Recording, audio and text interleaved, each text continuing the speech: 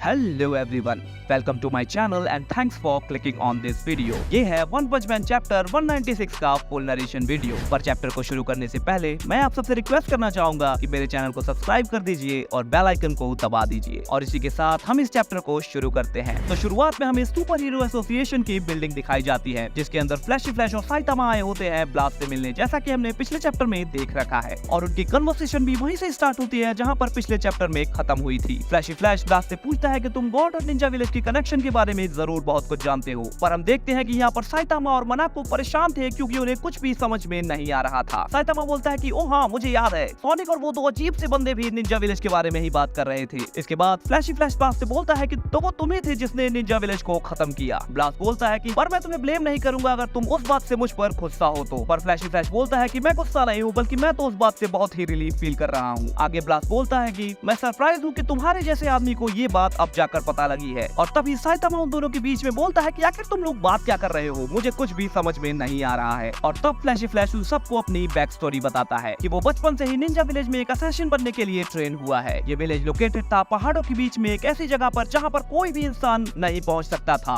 और अगर कोई पहुँच भी गया तो वहाँ पर विलेज के फाउंडर ने ऐसे बैरियर्स लगा रखे थे जिससे कि कोई भी विलेज के अंदर ना घुस पाए। फ्लैशी फ्लैश आगे बोलता है कि 9 साल पहले जब उसने विलेज को छोड़ दिया था, तब उसके बाद उसे पता चला कि किसी ने उस विलेज को कम्प्लीटली डिस्ट्रॉय कर दिया है। वो आगे बोलता है कि मुझे इस विलेज से कोई भी मतलब नहीं था, पर फिर भी मैं एक बात को लेकर बहुत ही परेशान था। तो इसीलिए जब तुम लोग मनाको को ढूंढने गए थे, तब मैं वापस विलेज गया था कुछ चेक करने के लिए। और साइटामा ये सुनकर बहुत ही हैरान हो जाता है और बोलता है कि वाओ, तुम इतनी जल्दी वापस भी आ गए, तुम तो बहुत फास्ट हो यार। और हम देखते हैं कि फ्लैशी फ्लैश वहाँ पर एक क्यूब ढूंढने गया था, जो कि विलेज की एक बिल्डिंग के अंदर बहुत ही सीक्रेट जगह पर रखी हुई थी। और हम देखते हैं कि वो पूरी बिल्डिंग भी उसी क्यूब के जैसे ही लग रही थी। बिल्डिंग के ऊपर और अंदर बहुत ही बड़े बड़े होल्स थे, जिसे देखकर फ्लैशी फ्लैश समझ गया था कि ये काम ब्लास्ट का ही है। वो ब्लास्ट से पूछता है कि क्या उसने क्यूब को रिकवर करने के लिए विलेज पर अटैक किया था, पर ब्लास्ट इस बात का कोई भी जवाब नहीं देता है। अब यहाँ पर पता नहीं उस क्यूब में ऐसा क्या है, पर इन दोनों की बातों को सुनकर लगता है कि ये कोई बहुत ही पावरफुल चीज होगी। तो आगे फ्लैश फ्लैश बताता है कि विलेज में पहुंचकर उसे अपने बचपन की एक मेमोरी याद आई, जब उसने उसी बिल्डिंग के अंदर एक सीक्रेट चेंबर में विलेज के फाउंडर को देखा था, जो कि रिकवरी कैप्सूल के अंदर था और अनकॉन्शियस था और देखने में बिल्कुल भी इंसान जैसा नहीं लग रहा था। फ्लैशी फ्लैश ब्लास्ट से पूछता है कि क्या फाउंडर ने भी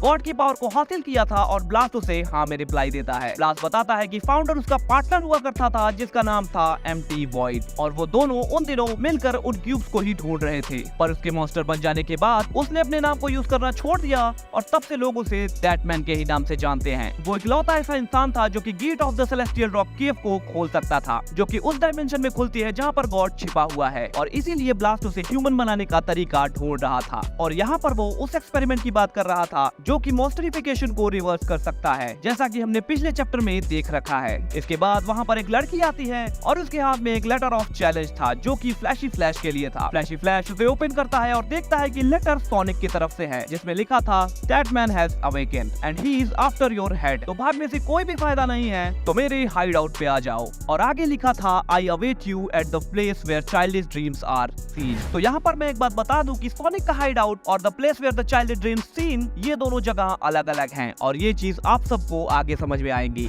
हम देखते हैं कि ब्लास्ट भी लेटर को पढ़ता है और बोलता है कि दैट मैन जाग गया है। 15 साल पहले हमारे बीच की लड़ाई में वो बहुत ही बुरी तरीके से इंजर्ड हो गया था और भाग गया था। वो शायद बहुत पहले ही रिकवर हो चुका था, बस सही टाइम आने का वेट कर रहा था। ये सुनकर फ्लैशी फ्लैश अपने मन में सोचता है कि लगता है ये उसे जान से नहीं मार पाया, ये कितना सॉफ्ट बंदा है। और साइटामा भी इस लेटर को देखता है और बोलता है कि इसकी हैंडराइटिंग तो बहुत अच्छी है, क्या तुम श्योर हो कि ये सोनिक की ही है? फ्लैशी फ्लैश बोलता है कि हाँ, ये उसी की है, क्योंकि मैंने ही उसे सिखाई थी। ये सुनकर साइटामा थोड़ा ऑफेंड हो जाता है, क्योंकि सोनिक ने उसे जो लेटर ऑफ चैलेंज दिया था उसकी हैंडराइटिंग बहुत ही ज्यादा गंदी थी। फ्लैशी फ्लैश आके बोलता है कि लगता है सोनिक दैटमैन के कंट्रोल में आ गया है, और शायद वही उसे लेटर ऑफ चैलेंज लिखने के लिए फोर्स कर रहा था। तो हो सकता है कि अगर मैं वहाँ जाऊँ तो दैटमैन खुद वहाँ पर हो और वो मुझे मारने की कोशिश करे। और इसके बाद वो ब्लास्ट से बोलता है कि ये हमारे लिए एक परफेक्ट चांस है। और फिर हम देखते हैं कि वो सभी लोग हीरो एसोसिएशन की बिल्डिंग से बाहर आ जाते हैं। फ्लैशी फ्लैश ब्लास्ट से बोलता है कि मैं चाहता हूँ कि तुम सब हाइड आउट पर मेरे से पहले पहुँचो। और ब्लास्ट बोलता है कि ठीक है, पर क्या हाइड आउट का एड्रेस जो कि लेटर के पीछे लिखा है वो सही है? और फ्लैशी फ्लैश अपना सर हिलाते हुए हाँ बोलता है, पर हम जानते हैं कि वो एड्रेस गलत है। और इसके बाद साइटामा बोलता है कि वो भी ब्लास्ट के साथ जाएगा, क्योंकि उसके पास और कुछ करने के लिए नहीं है। फिर वो मनाको और ब्लास्ट टेलीपोर्ट होकर वहाँ से चले जाते हैं। और इसके बाद फ्लैशी फ्लैश भी जंप करता हुआ सोनिक के पास जाने लगता है। सोनिक के पास जाते हुए उसे अपने बचपन का एक मेमोरी याद आता है जिसमें वो और सोनिक साथ में थे और आग जलाकर जंगल में बैठे होते हैं। वहीं पर एक बैट मॉन्स्टर भी मरा पड़ा होता है जिसे इन दोनों ने ही मारा होगा और सोनिक फ्लैशी फ्लैश से बोलता है कि तुम बच्चे थे तब यहाँ पर आए, है ना, पर मैं यहीं पर इंस्टीट्यूट में ही पैदा हुआ हूँ और अपनी लाइफ ट्रेनिंग प्रोग्राम के मुताबिक ही जीना शुरू किया है। सभी इंस्ट्रक्टर्स हमेशा से मुझे एक फेलियर समझते हैं, पर ये बिल्कुल सच नहीं है क्योंकि मेरी सोल इतनी पावरफुल है कि कोई भी उसे कंट्रोल नहीं कर सकता है। इसके बाद वो फ्लैशी फ्लैश को अपने ड्रीम के बारे में बताता है। वो बताता है कि वो इस विलेज का हेड बनना चाहता है और फिर वो इस ऑर्गेनाइजेशन के बेकार सिस्टम को पूरी तरीके से खत्म कर देगा और वही अनाथ बच्चे विलेज में रहेंगे जो कि फ्री और ओपन एनवायरनमेंट पसंद करते हैं। इसके बाद वो बताता है कि वो फिर इस विलेज को डिस्ट्रॉय करके अपना खुद का नया विलेज बनाएंगे और वो मैप में एक लोकेशन पॉइंट आउट करता है और बताता है कि इस जगह पर हम अपना नया विलेज बनाएंगे। और फिर हम देखते हैं कि सीन प्रेजेंट में आ जाता है और फ्लैशी फ्लैश उस जगह पर पहुंच जाता है और सोनिक उसके सामने खड़ा होता है। सोनिक फ्लैशी फ्लैश से बोलता है कि ओ तो तुम आ गए,